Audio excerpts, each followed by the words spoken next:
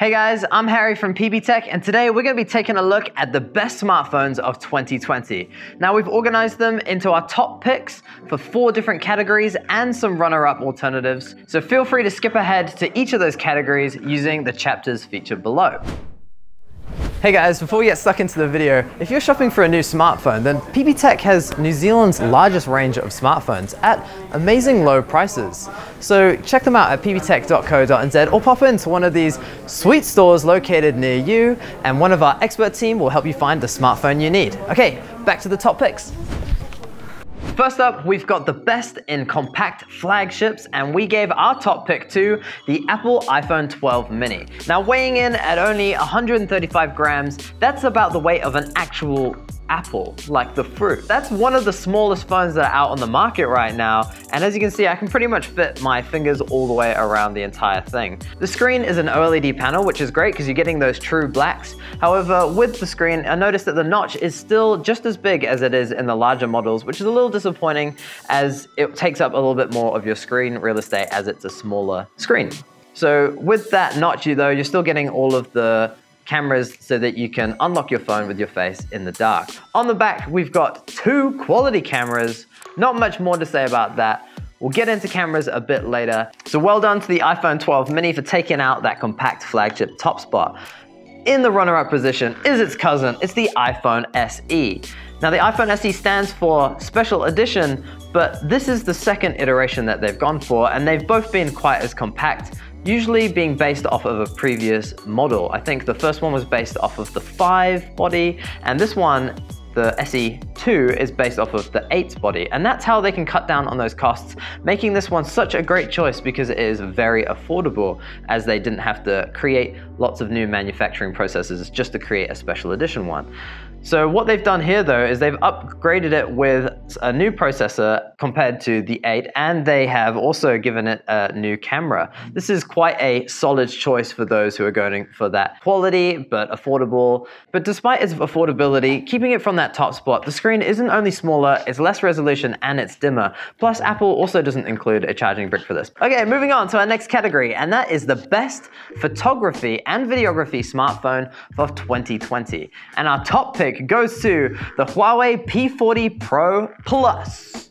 And it comes in ceramic white. Ooh, can you see that? Yeah. Huawei have impressively managed to fit 5 cameras on the back of this latest flagship. And most importantly is its optical zoom lens, which can do up to 10 times optical zoom. Usually most phones might be able to get up to 5 times optical zoom, and then they would probably use digital zoom to zoom in even further. But I'm sure you have seen that for yourself, that the quality of that picture actually starts to get worse and worse, and that's just because it's cropping in on it. The pixels are actually spreading apart and getting more blurry. But with this optical lens, you're actually able to get a clear shot of whatever you are trying to capture in the distance. The image quality is fantastic on this thing, but I'd say that the look itself is hyper-realistic, filterish, you could say. But enough with still images, I'm a movie kind of guy.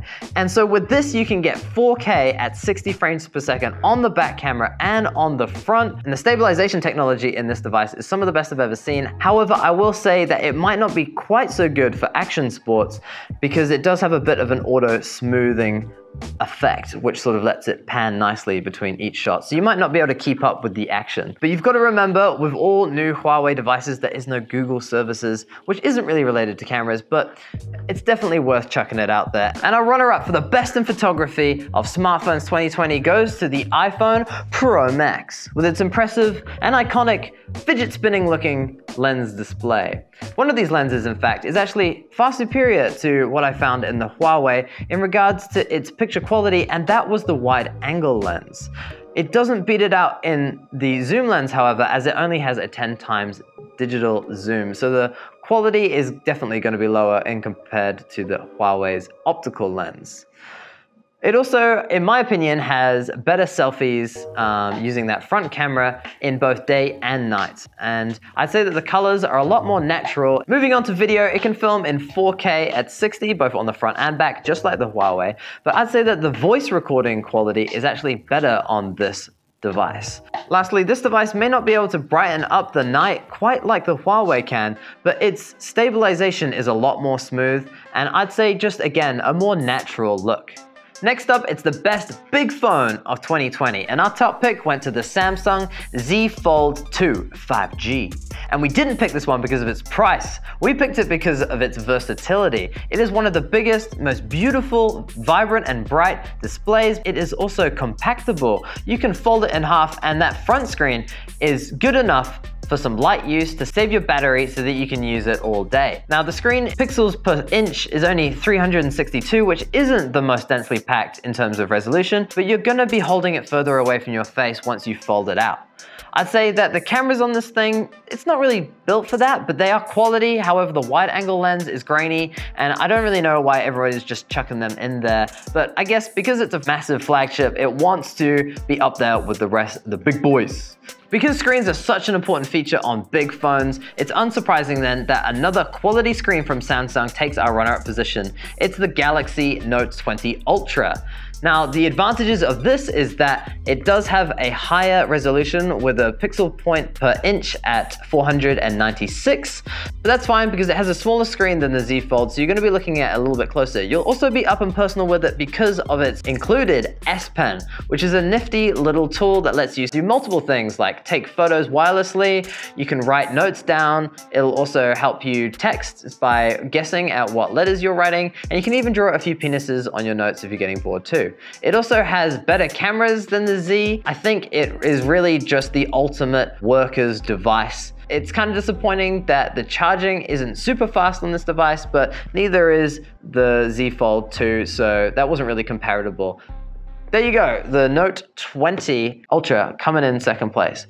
Moving on to our next category, and that's the best battery. And our top pick was the ROG Phone 3. Oh yeah, she's a beast. With a battery of 6,000 milliamps, this thing is a 2-day phone. This isn't forget to charge it and go into work and have to ask someone for their cable kind of job. This is forget every other day to charge it and ask someone for their cable kind of job. This impressive battery leads to quite a hefty and heavy device, but they use all of that space to put in extra things like better speakers and also cool things like air triggers, which can give you extra buttons in games. And that's what the ROG Phone 3 is most known for, is that gaming experience. In regards to its aesthetic, I think it's super dope. However, a little more conservative than its previous forms, the 2 and the 1. And it doesn't have wireless charging on the back, but that's probably so that they can get this dope glowing ROG logo on the back. And it does have a massive battery anyway, so it's not like you're gonna be needing to top it up on your wireless charger during the day. ROG 3 phone also comes with a high hertz screen at around 144, which you can lock there, meaning that you're gonna have a nice, smooth gaming experience. But its runner-up in the big battery category also had a high hertz screen. So let's check it out to find out why it didn't quite beat this beast. Coming in at number 2 was the Mi 10T Pro. Now this big battery runner-up only came in second because it only has a 500 milliamp battery, but also because its refresh rate, as I mentioned just before, isn't quite as simple as the last one. You can't just lock it at 144, and it's a variable adaptive refresh rate. Otherwise only available on the Note 20 Ultra, which sort of jumps between fast and slow, so you're not really getting a consistently smooth experience. So the Mi 10T Pro doesn't quite beat out the ROG 3 in terms of specs or in terms of battery life, but it does beat it in camera as it has a big 108 megapixel lens, which will take photos and let you zoom in on them as much as you like to get your perfect crop. So let's move on to our next category, which is the best budget phone of 2020. And our top pick went to the Moto G8. It has a decent battery size, and it also has 4 gigabytes of RAM, which could be good for some casual gaming. It does also come with a macro lens on the back, which is, hello Moto, to you too. It does come with a macro lens on the back, which again, just like some of the other models, is subpar and not really necessary, as you're never gonna really get that nice quality image. You might as well just get really close. Okay, Moto. Oh yes, yes. I'm happy you're here too. Winner? What else is good? 1 second. I'm a little distracted now. So the back of the Moto is plastic. However, I think it's got quite an aesthetic appeal to it. And also on the back, you've got a fingerprint scanner, which is iconic for the Motos. Oh my goodness. I personally don't like walking around with $1,000 worth of liability in my pocket. So having something like this with all of the features of a premium device, but just scaled back a little bit, is something that might be for people like me or you. I'm just glad somebody is consistently dominating the mid-range market, and it's nice that Moto is sticking with its strengths. So moving on to our runner-up for the best budget smartphone of 2020, it is the Poco X3 NFC.